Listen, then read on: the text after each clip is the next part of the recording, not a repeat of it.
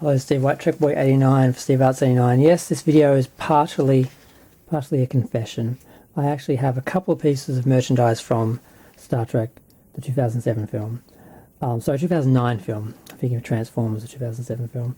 So this is the 2010 calendar for Star Trek The Future Begins. Now, I didn't hate this film. I watched it 10 or 20 times in the cinema. I understand that it's not science fiction, it's not real Star Trek. I understand that it's a mindless action film with just a bunch of visual stimuli. But you know what? If you just accept that for what it is, you can just enjoy it. And I've enjoyed every time I've watched the film. I've heard some criticisms, and I haven't thought about them because they're true. If you think about the film, it falls apart. So you don't think about it, you just enjoy the experience. It's possible to do that. And not betray Star Trek, because I don't claim this is like real Star Trek or quality Star Trek or anything. And yes, I just bought this calendar and I just want to share it as one of the few pieces of original or of movie merchandise. I had the novelization, the soundtrack, and some of the toys. So I got some of the merch from the film. I didn't hate it. Things started to fall apart, really fall apart with Into Darkness, even though this one had issues and all that. But I just saw it as a way to engage and introduce normies to Star Trek. And a lot of people who I never would have thought saw this film. People I never would have thought would have watched Star Trek saw this film. So those are the pictures that are included, of course.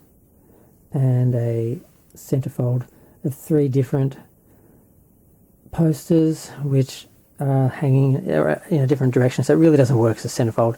That was disappointing. They should have done a centerfold of special effects pictures or something. That would have been really interesting. Not the posters. I don't know what they were thinking. But I'm just going to go through that. If I can get January up. So January is Spock. They're all basically widescreen stills across a background with the planet in the background. So, jump straight to February. January is Kirk, of course, up front, up first. Then we have Spock. Then we have McCoy. Then we have Scotty. Not in uniform, they should have picked a uniform picture. And we have Chekhov, Uhura. Then we have the very awkward, have to turn it around, a little collection of all 3 promotional posters for the film. Actually, well, the 4th one is the cover. Or the ones that were most used anyway, official ones. Most recognisable. Come on, separate. So July was Eric Banner's Nero.